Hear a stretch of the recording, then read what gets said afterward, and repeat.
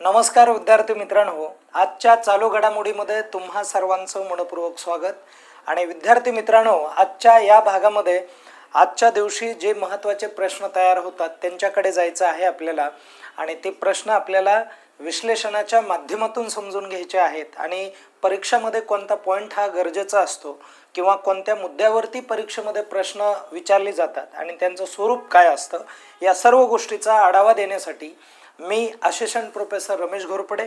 विद्यार्थी मित्रांनो, या ठिकाणी पहिलाच एक प्रश्न आहे. काय म्हणतोय प्रश्न तो पाहूयात आपण. बघा, भारताचा जागतिक मत्स्य उत्पादनात कितवा क्रमांक आहे, अशा पद्धतीचा जो काय प्रश्न आहे हा प्रश्न आपल्याला विचारला जाईल. तर त्याचं करेक्ट उत्तर सांगायचं की भारताचा हा दुसरा क्रमांक आहे. कितवा क्रमांक आहे? दुसरा क्रमांक आहे. दुसऱ्या क्रमांकावरती भारत देश आहे. आणि कशामध्ये भारत देश हा दुसऱ्या क्रमांकावरती आहे? तर माशाच्या उत्पादनामध्ये भारत देश दुसऱ्या क्रमांकावरती आपल्याला बघायला मिळतोय. आपण पुढे जाऊयात. लक्ष द्या आता. ऑलिम्पिक पदक विजेत्या स्टार बॅडमिंटनपटू सानिया नेहवाल असं त्यांचं नाव आहे. आणि या सानिया नेहवाल ज्या आहेत, सानिया नेहवालने व्यावसायिक बॅडमिंटनमधून निवृत्ती घेतली आहे. तर त्या कोणत्या देशाच्या आहेत हे तुम्हाला सांगायचं आहे. अशा पद्धतीचा तुम्हाला या ठिकाणी प्रश्न विचारला जाईल.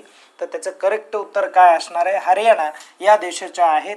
आणि त्यांनी असं म्हटलं आहे की आता या बॅडमिंटनमध्ये वयानुसार मला जास्त एक उच्च खेळांमध्ये मला चांगली जी काय हे आहे म्हणजे स्वतःला प्रेझेंट करायचं आहे तशा पद्धतीने मी करू शकणार नाही, म्हणून मला या ठिकाणी निवृत्ती घ्यावी लागेल, असा हा जो मुद्दा आहे हा या ठिकाणी आपल्याला बघायला मिळतो. आपण थोडंसं पुढे जाऊयात. नंतरचा प्रश्न काय आहे बघा. पद्मपाणी पुरस्कार 2026ला वितरित झाला. आणि हा पद्मपाणी पुरस्कार जो आहे अजिंठा वेरूळ चित्रपट महोत्सवामध्ये वितरित करण्यात आलेला होता. तर हा जो पुरस्कार आहे खालीलपैकी कोणत्या व्यक्तीला जाहीर झाला आहे ते सांगायचं आहे तुम्हाला. तर संगीतकार इलाया राजा नावाचे एक या ठिकाणी ग्रस्त आहेत, त्यांना काय करण्यात आलेला आहे, दिलेला आहे. त्यानंतर पुढचा आपण प्रश्न बघूयात. बघा, मुंबई पोर्ट ट्रस्ट परिसरातील एल्फिस्टन इस्टेट या ठिकाणी 20 मजली इमारत बांधली जात आहे. आणि जी इमारत बिहार भवन या नावाने काय केली जाणार आहे, ओळखली जाणार आहे. तर या बिहार भवनसाठी प्रामुख्याने आपल्या विधिमंडळामध्ये किती जो काय निधी आहे तो निधी मंजूर झालेला आहे ते सांगायचं आहे तुम्हाला. तर या बिहार भवनासाठी 314 कोटी एवढा जो काय बिहार भवनाचा निधी आहे तो काय करण्यात आलेला आहे या ठिकाणी म्हणजे मंजूर केलेला आहे.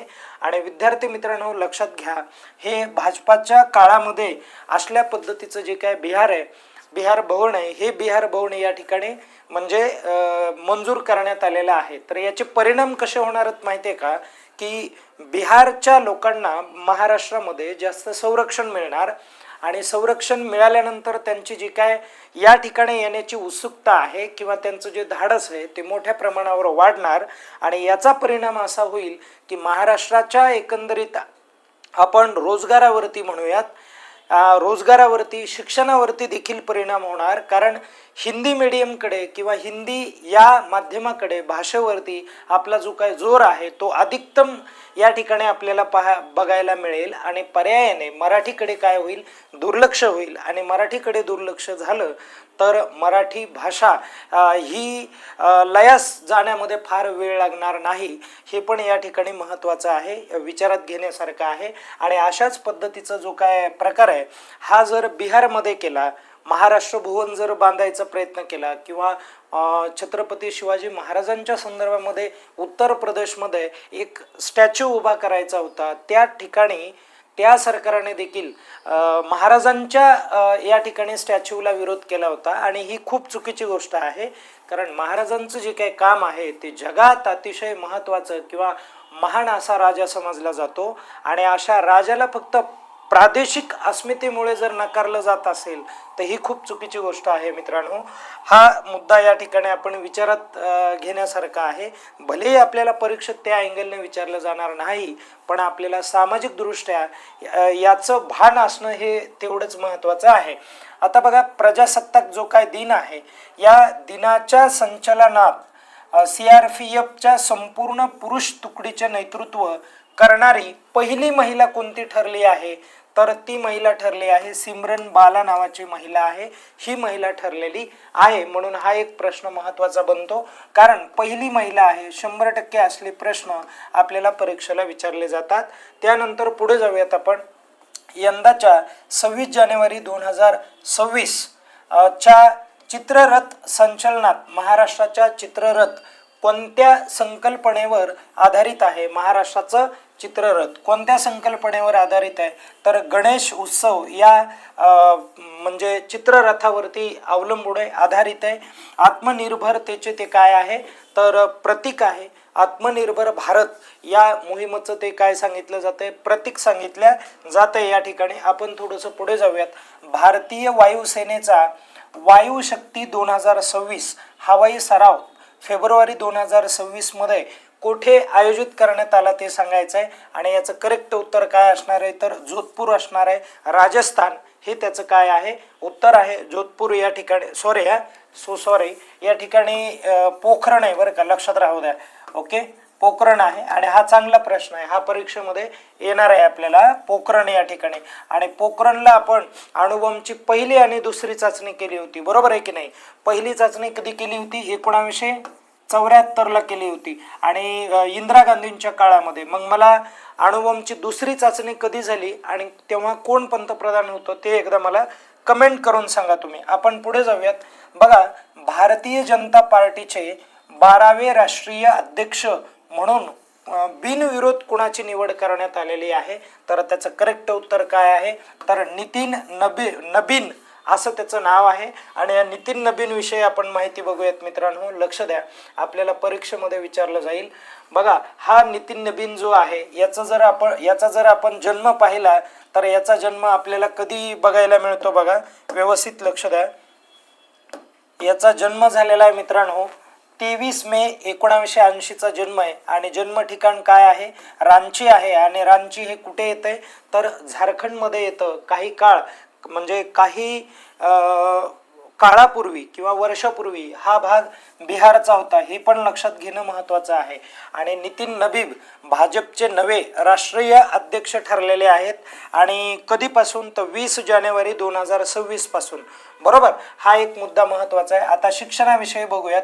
बघा, या ठिकाणी स्टँडर्ड मिशल्स हायस्कूल पाटणा 10वी त्या ठिकाणी झाली, CBSE बोर्डमधून झालेली, तर 1996ला झालेली आहे. आणि त्यानंतर CSKM पब्लिक हायस्कूलमधून त्याचं नवी दिल्ली या ठिकाणी काय झालेलं आहे, तर 12वी त्याने पूर्ण केलेली 1998मध्ये. आणि राजकीय कारकीर्द जर ह्याची पाहिली तर हा 5 वर्ष आमदार होता आणि शिक्षण 12वी पर्यंतच आहे. आता राजकारण आहे, शिक्षणाचं काय घेणं देणं नाही इथे. 12वी झाले तीच मोठी गोष्ट आहे याची. आणि बिहार विधानसभेमध्ये हा 5 वर्ष आमदार होता.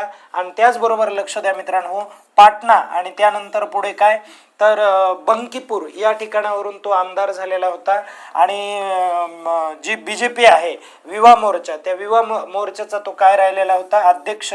आणि त्याचबरोबर राष्ट्रीय जनरल सेक्रेटरी म्हणून देखील त्याने काम केलेलं होतं.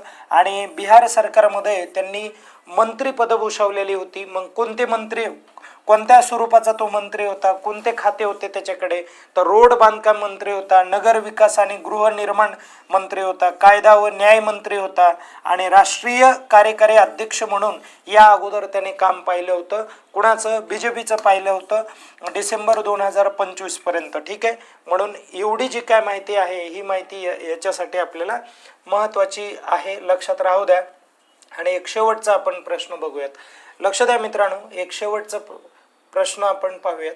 यानंतरचा एक प्रश्न आहे, काय म्हणाले, क्रॉनिक किडनी डिसीज हा एक किडनीचा डिसीज आहे, आजार आहे, आणि यासाठी रजिस्ट्री तयार करणारे भारतातील पहिले राज्य कोणतं ठरलेलं आहे, आणि त्याचं करेक्ट उत्तर काय आहे तर ओडिशा हे राज्य ठरलेलं आहे. त्यानंतर एक शेवटचा प्रश्न बघूयात.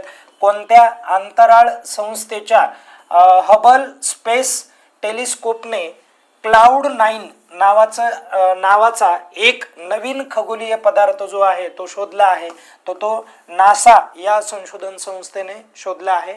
आणि नासा ही जी संशोधन संस्था आहे ही अमेरिकेची आहे मित्रांनो, आणि भारताची कोणती ते इस्रो आहे. अशा पद्धतीचे जे काय आपले आजचे प्रश्न आहेत हे या ठिकाणी पूर्ण होतात. हे प्रश्न खूप महत्त्वाचे आहेत.